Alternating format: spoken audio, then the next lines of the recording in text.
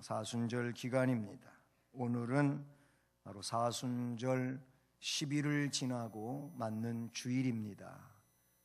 이미 지지난주에 사순절 제2수요일에서 시작해서 4일을 지냈고, 그리고 지난 주간 월요일부터 토요일까지 6일 해서 오늘 주일이기 때문에 10일 지나고 맞는 주일이 된 겁니다. 우리 교회는 이미 말씀을 드렸던 것처럼 3월 달은 찬양 훈련의 달입니다.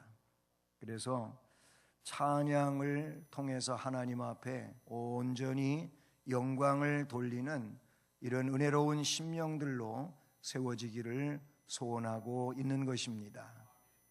찬양 훈련을 통하여 찬양자로 바르게 세워지기를 원하는데, 그 내용의 결론을 이야기 드린다면은 찬송을 혹은 찬양을 전 인격적으로 부르는 자가 되자는 것입니다.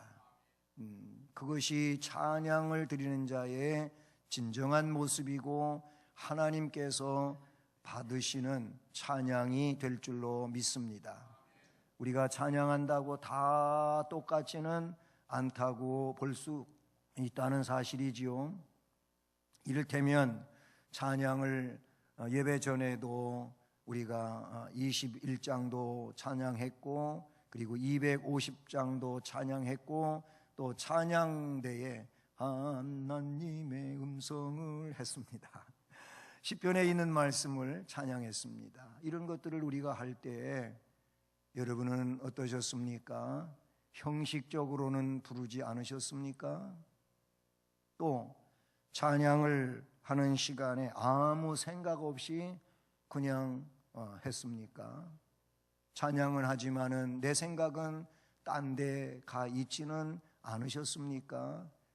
이것은 인격적으로 찬양하는 것이 아닐 것입니다.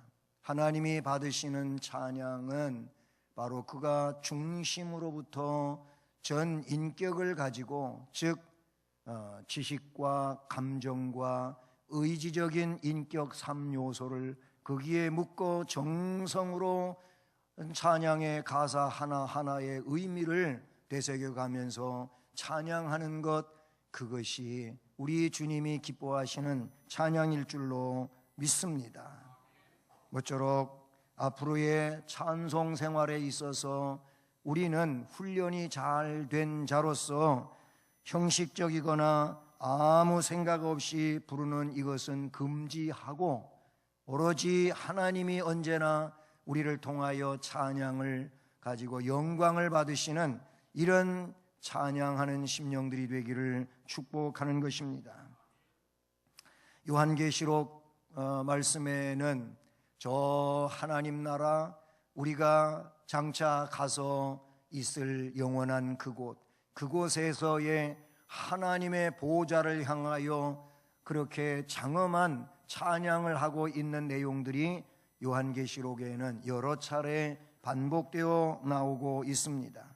그런데 오늘 이 5장, 요한계시록 5장의 말씀은 실로 한 편의 대서사시와 같다고 해도 틀리지 않은 이런 내용이 5장의 말씀에서 소개되고 있습니다. 특히 9절 이하의 말씀에서는 장엄한 찬양이 묘사되고 있는데, 하늘에 대한 표현이 극치를 이루고 있는 것을 우리는 말씀을 보면서 느낄 수 있다는 것이죠. 말씀에 보면 네 생물과 24장로가 새 노래로 하나님을 찬양하는데, 그런데 그것으로 끝나지 아니하고 점차 천사와 하늘과 땅의 모든 피조물들이 가세해서 더욱 웅장한 찬양을 하고 있는 것을 보게 되는 것이지요. 마치 잘 훈련된 오케스트라와 그리고 찬양대가 그 모든 것을 다 아우러서 그렇게 하나님만을 영화롭게 하기 위하여 웅장한 놀라운 찬양을 하고 있는 그 현장을 목격한다는 것이지요. 사랑하는 여러분, 그렇습니다. 물론 한 사람이 찬양을 할 때든 여러 사람이 찬양을 할 때든 그 어떤 상황에서든 우리는 그 찬양 속에서 하나님의 임재를 경험하며 그리고 장엄한 찬양으로 나아가는 것을 볼 때에 우리는 가슴이 뜨거워지고 그리고 마음이 뭉클거리며 눈시울이 적셔지는 이런 내용을 경험하는 적이 있지 않았습니까? 이것은 왜일까요? 하나님의 높으심에 대한 찬양은 우리를 그만큼 은혜롭게 만들고 복되게 만들고 충만하게 만드는 것인 줄로 믿습니다.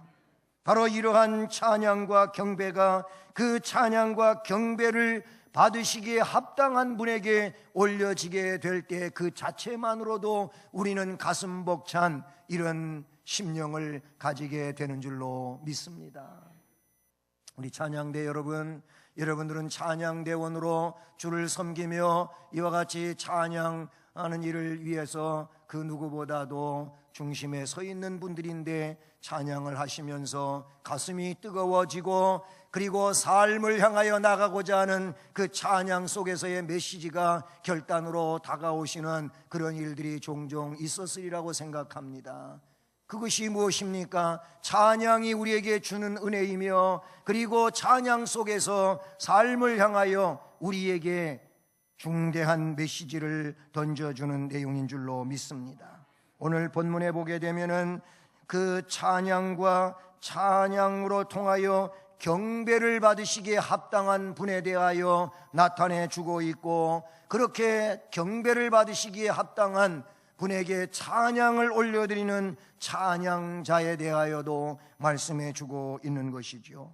저는 오늘 이 말씀을 살펴보면서 찬양 훈련의 달 3월을 살아갈 때에도 이런 찬양하는 자로서 우리에게 주어진 본분을 다하고 하나님께는 영광이고 하나님의 복을 받는 자가 되기를 주님의 이름으로 축복합니다.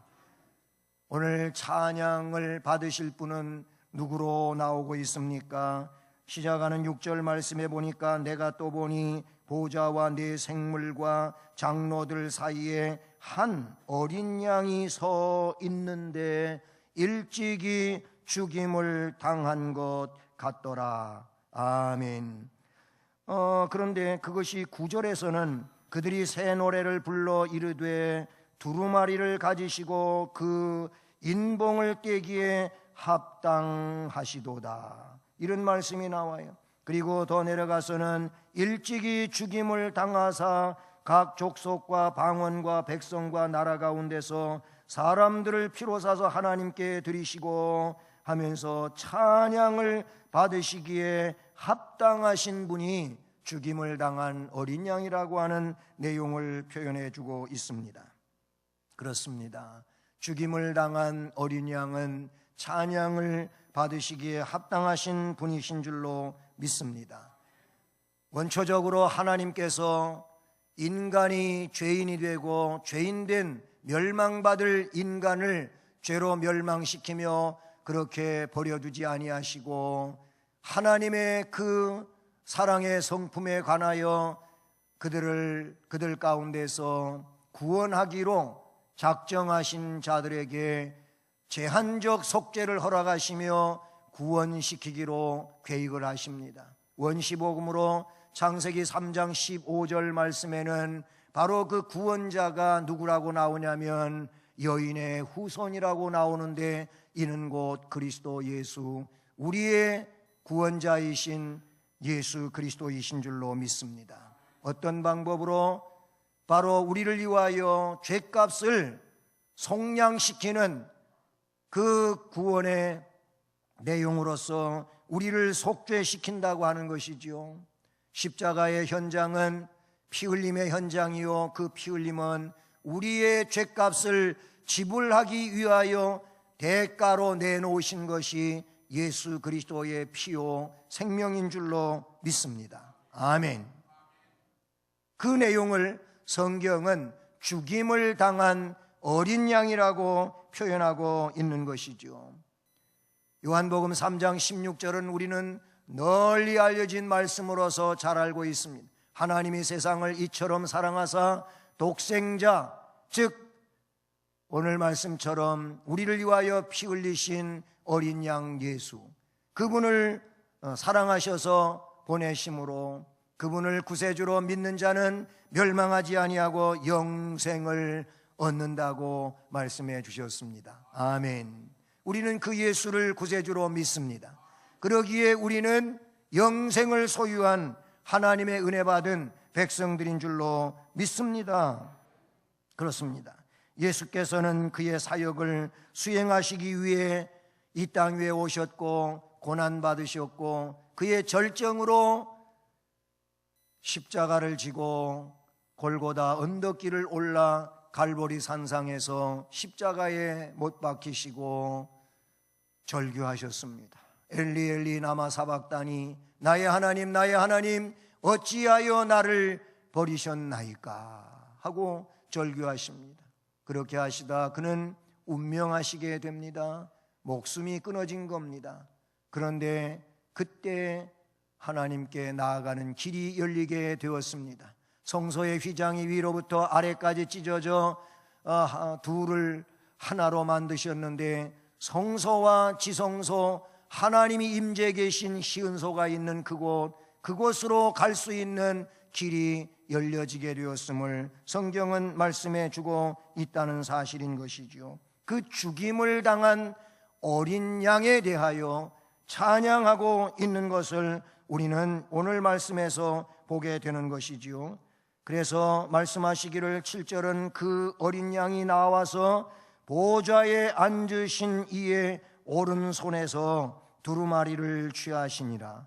그 두루마리를 취하심에 네 생물과 24장로들이 그 어린 양 앞에 엎드려 각각 검은 고와 향이 가득한 금대접을 가졌으니 이 향은 성도들의 기도들이라. 그들이 새 노래를 불러 이르되 하면서 그 어린 양, 죽임을 당한 어린 양께 찬양하고 있는 것을 볼 수 있다는 사실인 것이죠.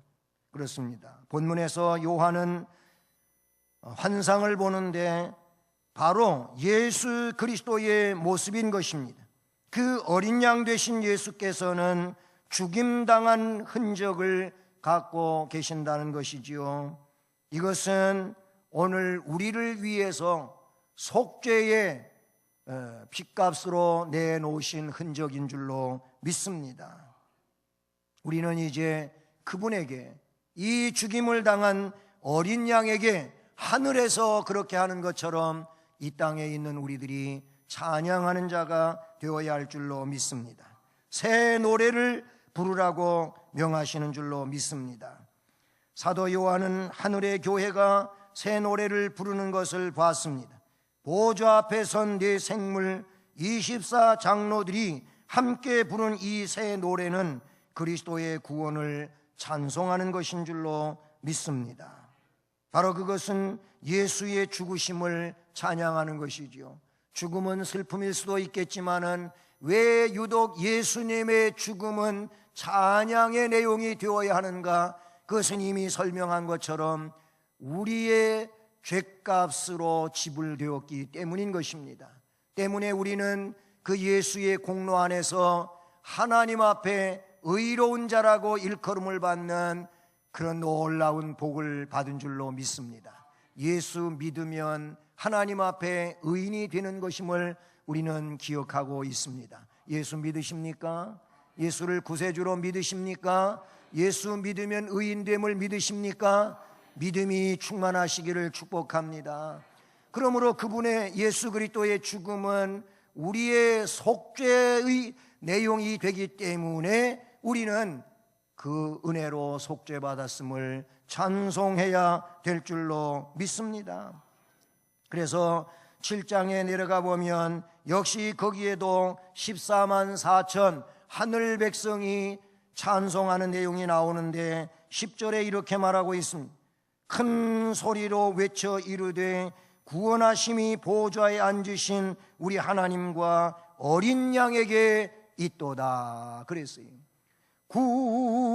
구원하심이 보좌에 앉으신 우리 하나님과 어린 양에게 있도다. 할렐루야. 이 말씀 그대로 찬송곡을 만들어서 우리가 부르는 내용 아니겠습니까? 예, 그렇습니다. 그 보좌에 앉으신 어린 양에게 우리의 구원하심이 있다고 고백하고 있는 것이죠. 이 구원의 노래, 예수 그리스도의 죽으심을 통하여 이루어진 이 구원의 노래를 우리가 찬양할 수 있기를 주님의 이름으로 축복합니다. 역시 요한계시록 14장 3절에도 거기도 찬양이 나오고 있는데, 그들이 보좌 앞에서 내 생물과 장로들 앞에서 새 노래를 부르니 땅에서 속량함을 받은 14만 4천 밖에는 능히 이 노래를 배울 자가 없더라. 이 말은 달리 이야기하면 이 14만 4천인 밖에는 이 노래를 부를 자가 없다고 이야기하고 있습니다. 앞에서 말씀을 드린 것처럼 인격적인 찬양 찬송을 드리는 자는 누구이겠습니까?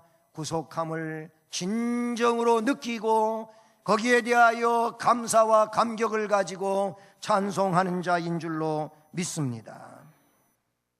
또 조금 더 내려가 보면 왜 이 어린 양에게 찬양을 드리냐면은 구원의 차별이 없음을 찬양하고 있다고 하는 거예요.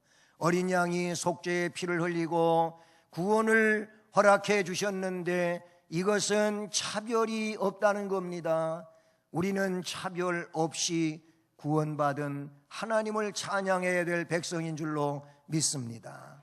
여러분, 이 자리에는 목사도 있고 장로님도 계시고 그리고 안수집사들 계시고 권사님들도 계시고 신앙생활을 10년 심지어는 70년을 하시고 일생을 하시면서 거의 8, 90이 된 분도 있을 수 있잖아요. 그럼에도 불구하고 여러분, 중요한 게 뭔지 아십니까? 바로 하나님에 대한 감동과 감격을 가지고 있는 자인 줄로 믿습니다. 진실로 예수를 구세주로 믿고 이 믿음을 가지고 구원을 노래하는 자가 되어야 할 줄로 믿습니다. 제가 왜 이런 직분을 말씀을 드렸느냐 하면은 이런 직분이 지금에 와서는 주어져 있지만 맨 처음에 예수 믿을 때 그런 직분이 주어져서 예수 믿은 건 아니잖아요. 예수 믿으며 정성을 다해서 주님을 섬기고 교회를 받들고 충성스럽게 살다 와 보니까 장로도 되고 그리고 집사도 되고 권사도 되고 그렇게 된 거라, 그런 얘기인 것입니다. 우리는 애초로부터 보면은 차별이 없어요. 그때에는 우리도 연약한 자고 허물진 백성이고 잘못이 많이 있어요. 우리는 스스로 그렇게 우리는 부족하다고 인정하지 않습니까? 만약에 우리의 부족한 모습 그대로라면은 그걸 가지고 기준을 하고 차별한다면은 우리는 구원의 반열에 설 수가 없었을지도 모르겠습니다. 그런데 차별이 없어요. 성경에 기록된 것처럼 그래요. 남자 여자 차별이 없고 노인과 아이의 차별이 없고 그리고 어떤 인종을 따라서 흑백의 차이가 있을 수 없고 동서양의 차이가 있을 수 없고 그리고 주인과 노예의 차이가 있을 수 없고 성경은 그런 차별이 없다 그랬어요. 그리스도 안에서는 누구나 다 하나가 된다고 말씀해 주신 줄로 믿습니다. 이런 구원에 대하여 차별이 없는 하나님의 은혜를 찬양하라고 성경은 말하는데 그 내용을 어떻게 표현하고 있습니까? 말씀 19절 중반을 보면 거기 각 족속, 방언, 백성, 나라 가운데서 사람들을 피로 사셨다고 했습니다. 이 말씀은 차별이 없다는 내용을 말씀해 주고, 어떤 나라는 되고 어떤 나라는 안 되고 이게 아니에요. 모든 나라는 다 똑같이 차별 없는 대상이 된다는 겁니다. 그것은 10절에서도 말씀하고 있어요. 그들로 우리 하나님 앞에서 나라와 제사장들을 삼으셨으니 그랬어요. 그러므로 그들이 땅에서 왕 노릇하리로다. 아멘. 이처럼 차별 없이 각 족속과 각 나라에서 왕 같은 제사장으로 삼으셨음을 말씀해 주고 있다는 사실이죠. 그러니 그런 은혜 주신 우리 주님을 찬양해야 될 줄로 믿습니다. 말씀에 밝힌 것처럼 우리는 제사장이 되었다는 겁니다. 구약의 말로 이르면은 대단한 직분을 받은 자들인 줄로 믿습니다. 베드로서에 보게 되면 우리는 왕 같은 족속이요 그리고 제사장 된 나라라는 이런 표현을 사용하고 있는데 이 말의 의미는 무엇일까요?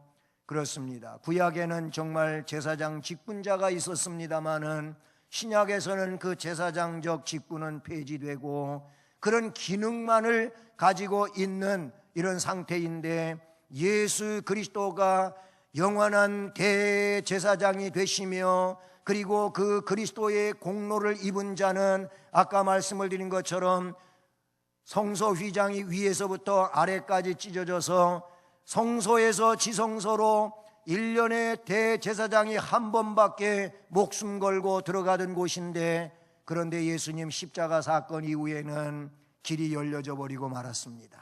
그냥 하나님 앞에 누구나 다 각각 나아갈 수 있는 특권을 허락해 주신 줄로 믿습니다.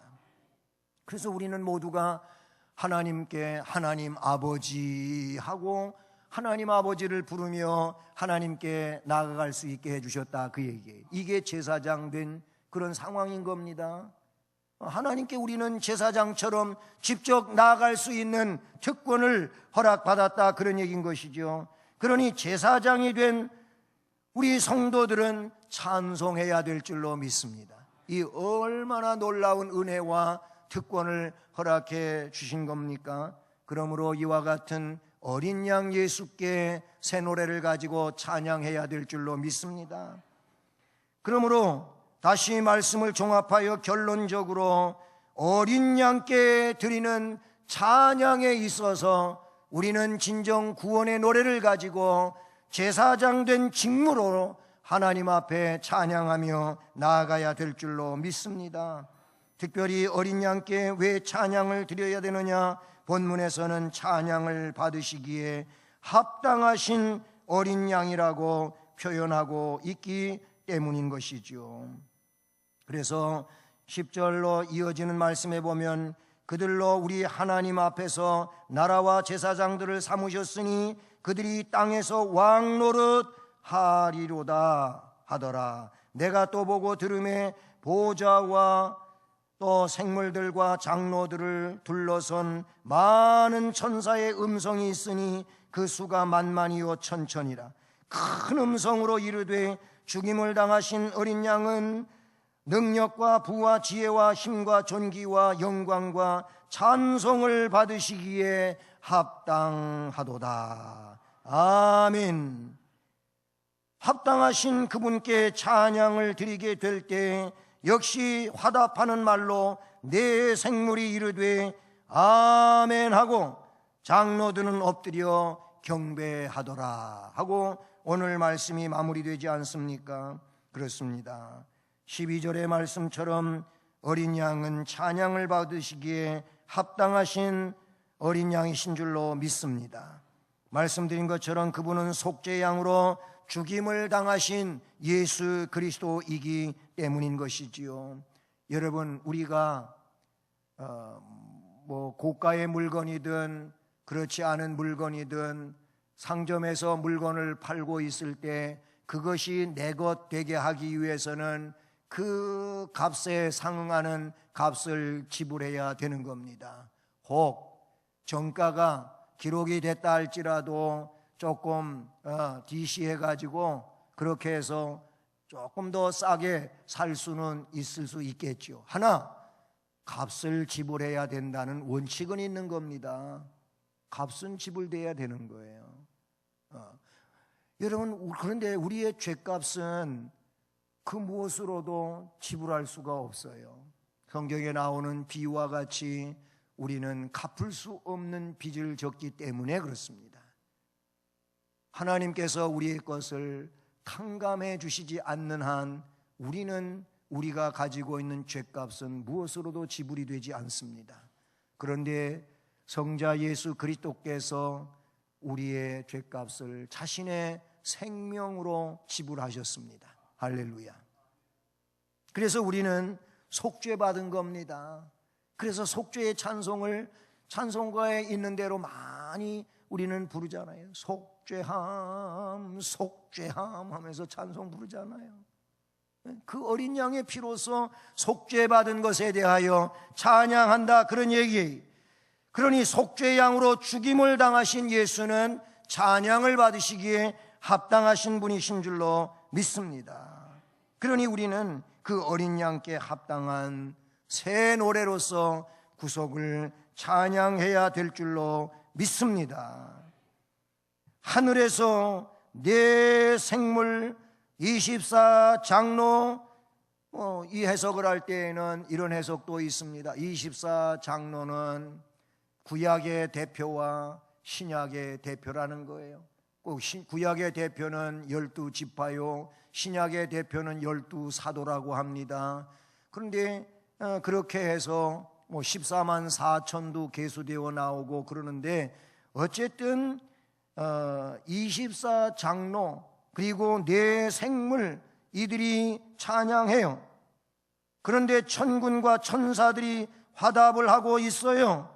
이런 것처럼 땅에서도 생명 있는 모든 것들이, 그것을 13절은 어떻게 말합니까? 내가 또 들으니 하늘 위에와 땅 위에와 땅 아래와 바다 위에와 또 그 가운데 모든 피조물이 이르되 보좌에 앉으신 이와 어린 양에게, 즉 성부와 성자에게 찬송과 존귀와 영광과 권능을 세세토록 돌릴지어다. 이게 찬양의 내용이에요. 그랬더니 마지막 절에 내 생물이 이르되 아멘 그랬어요. 찬양에는 아멘의 화답이 있는 겁니다. 찬양대가 찬양하면, 찬양이 끝나면 여러분은 어떻게 했습니까? 아멘 하는 거잖아요. 찬양이 끝나면 아멘 하는 거예요. 왜냐하면 나도 그 찬양과 같이 동일하게 하나님께 영광을 돌립니다. 이게 아멘의 뜻이잖아요. 나도 동의합니다, 그런 의미란 말이에요. 오늘 말씀에도 이렇게 웅장한 하늘의 찬양이 울려 퍼질 때 내 생물이 아멘하고, 그것도 모자라 장로들은 엎드려 경배하더라. 우리가 이런 찬양자가 되기를 주님의 이름으로 축복합니다. 죽임을 당한 어린 양에게 진심으로 전심을 다하여 찬송합시다. 제사장이 된 우리 성도로서 구원의 찬송을 전 인격적으로 감동 있게 찬송합시다. 속죄양 되신 어린 양에게 합당한 찬송과 감격을 가지고 나아갈 수 있기를 축복합니다. 구원하심이 보좌에 앉으신 우리 하나님과 어린 양에게 있도다라고 찬송할 수 있는 찬양 훈련자로서 온전한 찬양자로 세워지기를 주님의 이름으로 축복합니다. 사랑의 하나님 아버지,